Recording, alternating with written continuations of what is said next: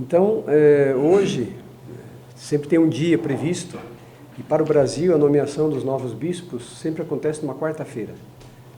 Não significa que seja certamente quarta-feira, mas normalmente, uma quarta-feira todo mundo fica esperando que alguma coisa vai acontecer. E também as transferências que são feitas de uma diocese para outra pelo Brasil afora. A Diocese de Mariana, a Arquidiocese de Mariana, estava já esperando, porque o arcebispo de lá, Dom Geraldo Lírio Rocha, havia pediu a sua renúncia. Completou 75 anos, pede a renúncia do ofício e o Papa, então, nomeia um sucessor. Isso já tem algum tempo, um ano e meio mais ou menos, que ele fez o pedido. E de lá para cá, então, a Santa Sé trabalha para escolher um novo arcebispo para aquela igreja. Uma coisa que é importante lembrar, o bispo que está numa diocese, ele está até enquanto a igreja precisa naquele local. Se a igreja precisa no outro local, vai certamente conversar com o bispo e dizer, olha, precisamos que o senhor vá para tal lugar. A gente não vai dizer que não vai, porque se está a serviço, é preciso de fato estar a serviço, né, daquilo que a igreja precisa no Brasil e no mundo. Para dizer que tem uma coisa muito interessante, existe um bispo brasileiro que viveu aqui no Brasil, mas é religioso e trabalhou muito na África. Hoje ele é bispo da Diocese de Pemba, em Moçambique, e é um brasileiro. Claro que lá se fala português, tem as línguas nativas, mas se fala português. Mas para dizer que o bispo está à disposição da igreja no mundo, onde for preciso.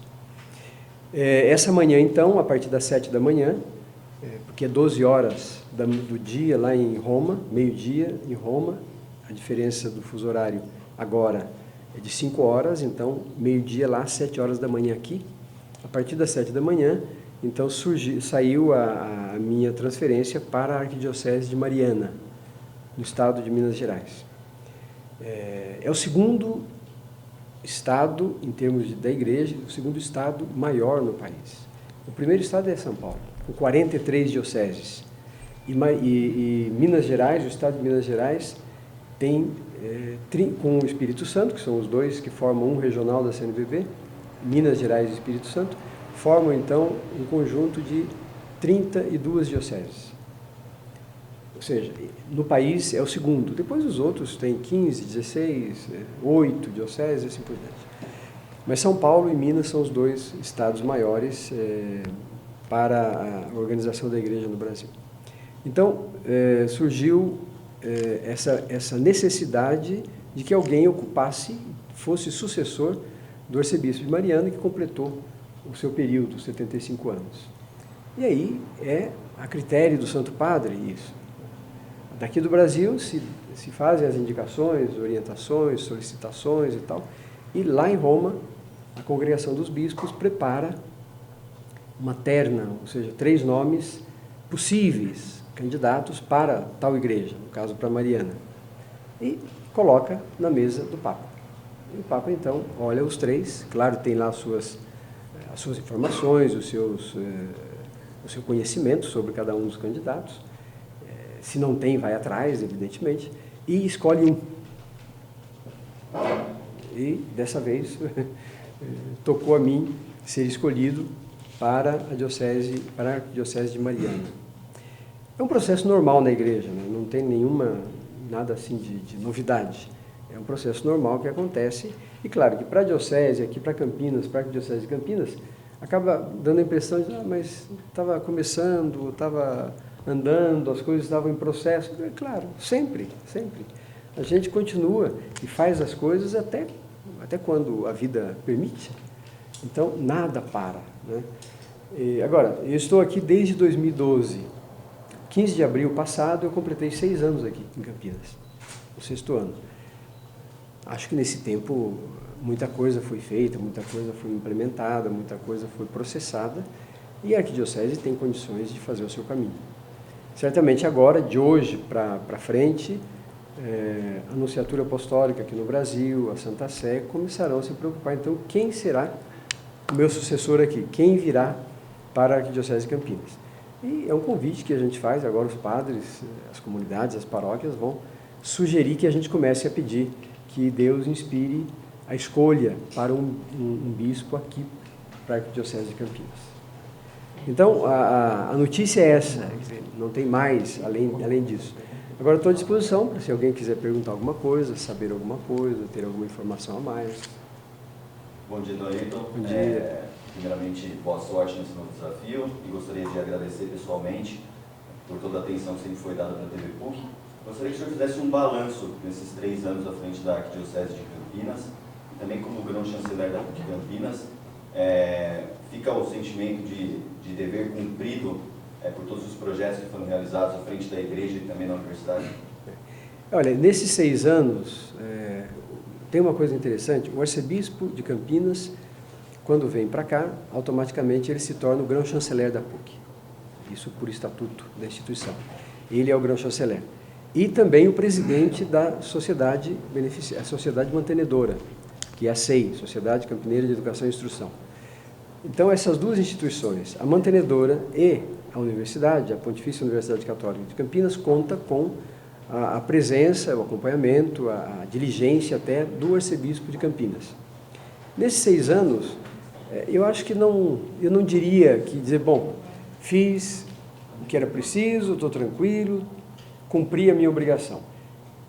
Para nós é assim, fizemos aquilo que foi possível fazer e aquilo que o tempo permitiu que fizéssemos, e que Deus permitiu que fizéssemos. Porque a vida continua. Essa igreja é uma igreja viva, que pulsa, que tem energia, e uma outra igreja no país, com características diferentes, com situações diferenciadas, mas também é a mesma igreja católica que está presente. Então, ou aqui, ou em outro lugar, o trabalho continua, as coisas continuam, com outros desafios, mas continua. Então, eu não sinto que cheguei no fim, não. Eu estou começando. É um começo, é recomeçar o caminho. Então, não digo ainda que, olha, já fiz o que tinha que fazer. Não, ainda tem muita coisa para fazer pela frente. E isso é importante, a gente ter essa sensação de que você não terminou um período. Passou de uma circunstância, de uma situação para outra. É isso que acontece. Sim, pois não. Como é que o senhor se sentiu quando o senhor soube que ia para Mariana, o arcebispo, e também a expectativa do senhor para essa nova tarefa? Olha, a gente recebe a notícia bem antes, né? Mas na igreja nós temos uma disciplina que diz assim, existem algumas coisas que ficam reservadas sob o segredo pontifício, ou seja, aquilo não pode ser publicado, com pena de depois complicar o processo, atrapalhar aquilo que está sendo feito. Então, eu fiquei sabendo, por informação da Nunciatura, já na Semana Santa passada, na terça-feira da Semana Santa. E de lá para cá, rezar, esperar, né, e assimilar um pouco isso tudo. Claro que eu não esperava, de que a gente possa ser transferido, todos nós esperamos, isso não tem dúvida. Mas que seja nesse momento, talvez pudesse ser para frente, às vezes a sensação é essa. Mas eu já fiz uma experiência desde do primeiro mês de padre, quando eu fui ordenado padre, em 85, dezembro de 85, 8 de dezembro de 85, em Santo André. O bispo, à época, era Dom Cláudio Umes, que é o cardeal Umes hoje. No mês de janeiro, ele me chamou e falou, olha, o senhor vai para a paróquia tal. Eu, na ponta da diocese, eu falei, mas eu nunca passei lá. Não tem problema, vai para lá. Eu disse a ele, eu posso pensar? Ele falou, pode pensar. Fui embora, pensando. Tomei o ônibus, e quando eu cheguei na paróquia, onde eu estava residindo naquele momento, entrei na casa paroquial, peguei o telefone, telefonei para ele, Dom Cláudio, o senhor acha que eu tenho que ir para essa paróquia? Pronto, já aceitei e estou lá. Ou seja, se você não estiver a serviço, e despojadamente a serviço para isso, você começa a inventar. Por que eu estou indo para lá? O que querem comigo lá? Entende? Então você começa com raciocínios muito frios, muito calculistas. E isso não ajuda. E depois o trabalho é um trabalho exigente que exige despojamento, exige, vamos dizer assim, renovar as forças, não apenas as suas, mas também dos outros. Então, esse exemplo eu trago desde a minha primeira nomeação como vigário paroquial de uma paróquia lá em Diadema, no ABC Paulista. De lá para cá, eu adotei para mim um princípio. Se a igreja pede que eu vá, em qualquer lugar que seja, não importa a circunstância, local e situação, eu estou lá. Eu preciso que eu vá lá. Então, a sensação é de que, primeiro, de agradecimento a Deus e aquilo que a igreja vai fazendo, porque por que fui eu escolhido? Você começa a fazer o caminho, no final das contas, o Papa tinha 3 nomes diante dele. O que levou o Santo Padre a escolher o meu nome e não outro? Entende? Então, acho que isso a gente tem que ter um sentimento de agradecimento, né? De não ser preterido. Não é que os outros foram preteridos, mas chegou a minha vez. Então, o Papa me escolheu ali naquele momento. A outra questão é de que a perspectiva, né, para o futuro, primeiro, me colocar a serviço daquela igreja mariana, que é a 6ª diocese do Brasil. A diocese é de 1745.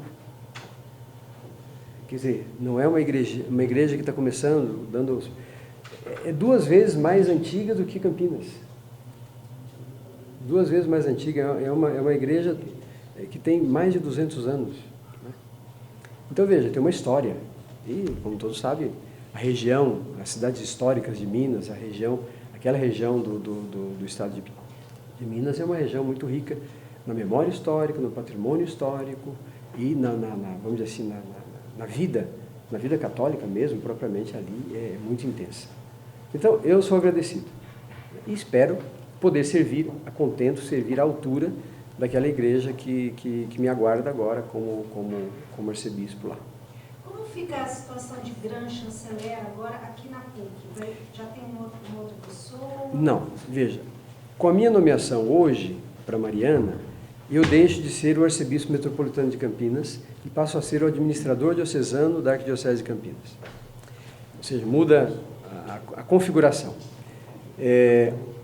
Os órgãos de decisão da Arquidiocese todos caem. Conselho Presbiteral, Conselho Econômico, todos caem. E somente um colégio permanece, que esse já é escolhido antecipadamente, um colégio que existe em toda a diocese, que é chamado Colégio dos Consultores. O administrador diocesano, no caso eu agora, até a minha posse em Mariana, que será dia 23 de junho, então, até aquela data, até que eu não tome posse lá, eu continuo aqui com todas as faculdades, com todos os poderes que eu já possuí aqui. E uma coisa importante é considerar isso. Só que eu não ajo mais sozinho. Eu preciso agora do Colégio de Consultores. Então, as decisões, os procedimentos devem ser tomados à luz da reflexão e em algumas coisas daquilo que o Colégio de Consultores pode ponderar juntamente comigo. Até dia 23. Na PUC, o Estatuto da PUC prevê que o grão-chanceler é o arcebispo metropolitano de Campinas e, na sua falta, quando a diocese está vacante, ou quando já passamos por isso, né, Dom Bruno faleceu, até que eu viesse como arcebispo, a diocese ficou vaga e havia um administrador diocesano e um colégio de consultores. Naquele período, o padre que foi escolhido como administrador diocesano se torna interinamente o grão-chanceler.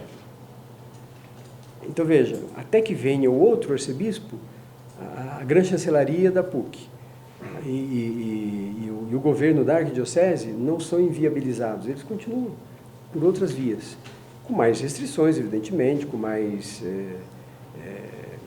necessidade por isso é chamado de colegiado, de colégio dos consultores, mais necessidade de partilhar um pouco o peso da responsabilidade, mas tudo continua.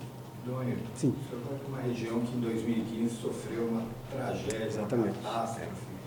O senhor vai com alguma missão específica, recebeu alguma orientação, tem algum projeto? Qual a sua visão desse local? Olha, com uma missão específica que me foi dada, não. Mas como arcebispo de Mariana, evidentemente que eu vou ter que olhar para aquelas pessoas, para aquela situação, para aquela realidade, que uma cidade inteira foi dizimada, né? Graças a Deus que as pessoas com todo o desastre ecológico que aconteceu ali, não houve desastre humanitário assim, além da medida. As pessoas não têm mais as suas casas, não têm mais o seu convívio, tudo está um pouco por fazer. E pela notícia que eu tenho, ainda está por fazer muita coisa ali. E é evidente que eu vou me dar conta dessa situação, vou estar lá e quero compreender aquilo ali para também apoiar e ajudar as pessoas a não perderem a esperança, a continuarem firmes e a conseguirem se estabelecer novamente como famílias, como cidade, como população ali naquela região.